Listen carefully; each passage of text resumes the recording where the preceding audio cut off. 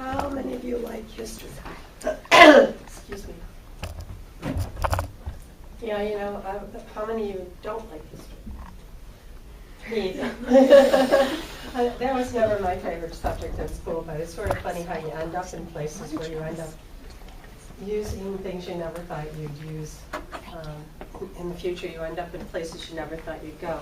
I've been mayor of West Palm for about 10 months now, so I feel like I'm still sort of new at it. I worked, before that, I worked in schools for a really long time. And most of what I did was in leadership in schools. I was last assistant superintendent of a school district up in New York State. I'm not down here. When I came down here, I went into the private sector. I worked for a software company, which was very interesting after you worked in the public for a long time to go into a private job, private sector job. It's just a different mindset. And after a little while, I got involved in politics, which I never, ever, ever in my life thought I would do. So how many of you think you know what you want to be when you grow up? But raise your hands high. Let me tell you, it'll probably change. And you might start out at that profession, but years in the future, it will probably change. So change is the only constant we have now. It's very different from the way I grew up or my family, my father and mother grew up. So you probably end up doing something very different. I know you guys want to talk about mayors for peace and why I decided to join it. As Ms. Ellis said, there's over 5,000 cities that belong, 5,000 mayors that belong. And it was founded in 1982. Do you know who started it? The mayors of Hiroshima and Nagasaki went to the UN and said that they wanted to have something like this. They called it something else back in 1982, but now it's called Mayors for Peace. And why do you think the mayors of Hiroshima and Nagasaki wanted to start it? Yeah. They got bombed in World War II. They did. In 1945, the first atomic bomb fell, and it killed over 140,000 people. So that city, those cities, were devastated and faced a long-term cleanup process, and really were committed to never having that happen again. And it's a really important cause, I think. We don't want that to happen again. They, in perpetuity, do you know what that means, in perpetuity? Forever. They will always be the president and vice president of the organization. Whoever the mayor of Nagasaki and Hiroshima is, they will always be the president and vice president. And they, how many countries do you think now currently have nuclear weapons? It's a good question. Even a guess, right? Maybe the students Sure, can just love a guess. Yes. Did you just look it up? No, he's No, I'm teasing. Each country, or how many? How many total do you think? About probably, I don't know, 150. That's a little high. That's high. Gotta go down a whole lot. Well, actually, there's about 9 who have nuclear weapons, actually proven to have nuclear weapons. Now, there's a whole bunch others that we think might be in the process of developing nuclear weapons. As a matter of fact, on the news last night, there was a piece on Iran, and there was some indication that Iran is very close to having a nuclear weapon. So what Mayors for Peace is saying is that we don't want any nuclear weapons at all.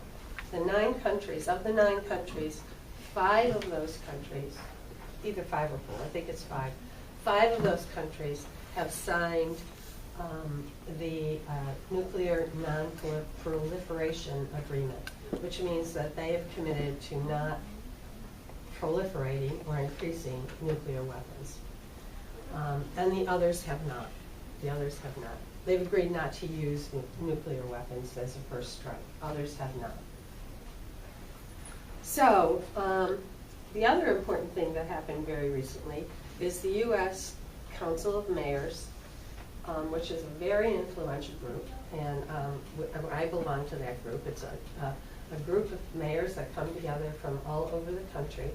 They recently unanimously passed a resolution to support Mayors for Peace and to send the resolution to President Obama asking him to stop putting money into taking care of our nuclear weapons and into delivery systems. And when I say delivery systems, that means how the weapon gets from one point to the other. You know, if you shoot off a nuclear weapon in the United States, what's the delivery system that will take it to where you want it to go? The President Obama, who's a pretty liberal guy, in his 2012 budget, there's over $200 billion earmarked for nuclear weapons. It's a lot of money. So the Council of Mayors said, don't spend that money on nuclear weapons, send it to the cities, so that we could use that money to fight some of the causes why people go to war, why countries go to war. Mhm. And we think that cities are the key entity to stop war. You know, wars are started by countries for lots of different reasons. But some of those reasons, many of those reasons, can really be addressed at the city level because we're right there where the people are. We know what the problems are, and we know how we might be able to address them.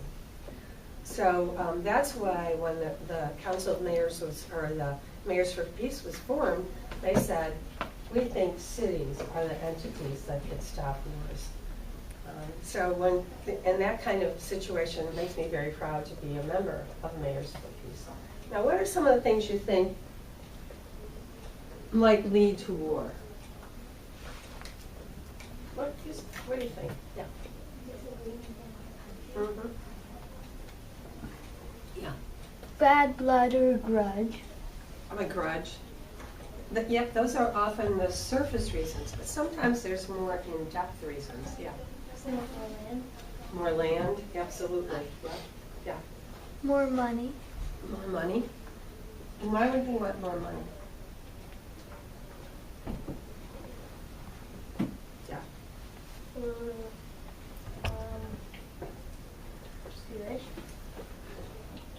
Just to have more money sometimes, yeah. Well, some of the other reasons, underlying reasons, sort of deep-rooted reasons why countries go to war have to do with poverty. They have to do with education. And they even have to do with conserving the natural resources.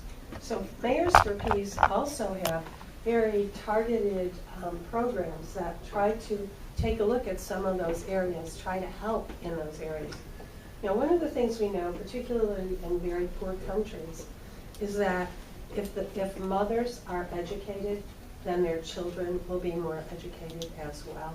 So lots of entities put resources into making sure mothers are educated. Education's a big piece. Making sure that our countries continue to be resource rich, because often wars start over resources, battle over resources. And if we continue to be resource rich, perhaps that will mean there'll be fewer wars. And to do that, we need to conserve. So being a green city is one of my priorities for West Palm Beach, and we've been working hard on it. Haven't some of the wars been fought over religion, or at least that's the reason that it's been put into the history books? Many wars. Christians fighting with the Islamic people and so forth. Many wars have been fought over religion. Absolutely.